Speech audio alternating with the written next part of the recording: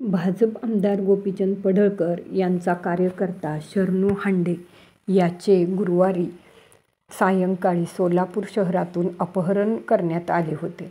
पोलिसांनी अत्यंत नाट्यमय पद्धतीनं पाठलाग करून हांडेची सुटका केली होती. या प्रकरणात 4 जणांना अटक करण्यात आली होती.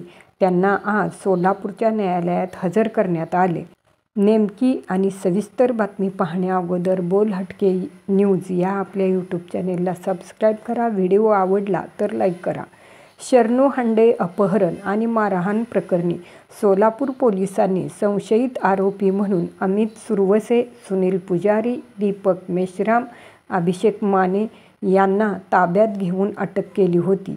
त्या 4ही आरोपींना आज पोलिसांनी न्यायालयात हजर केलं होतं.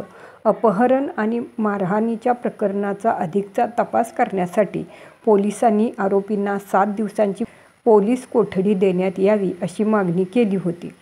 पोलीस कोठडीच्या मागणीला आरोपीचे वकील शरद पाटील यांनी युक्तिवादाच्या माध्यमातून विरोध केला होता. संशयित आरोपीकडून सर्व मुद्देमाल जप्त करण्यात आला आहे. त्यामुळं त्यांना पोलीस कोठडीच्या ऐवजी न्यायालयीन कोठडी देण्यात यावी अशी विनंती युक्तिवादाच्या माध्यमातून केली आहे. संबंधित संशयित आरोपींची पोलीस कोठडी संपल्यानंतर येत्या 12 तारखेला पुन्हा सोलापूरच्या न्यायालयात त्यांना हजर केलं जाणार आहे. दरम्यान शरणू हांडे याच्या अपहरण प्रकरणी भाजप आमदार गोपीचंद पडळकर यांनी राष्ट्रवादी काँग्रेस शरदचंद्र पवार पक्षाचे आमदार रोहित पवार यांचा फोटो दाखवत शरणू हांडे अपहरण प्रकरणाचा मास्टरमाइंड असल्याचा आरोप केला.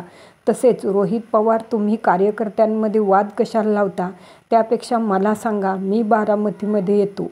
रोहित पवार यांनी मला वेळ आणि ठिकाण सांगावं, मी तिथं येतो असं आव्हान दिलं होतं.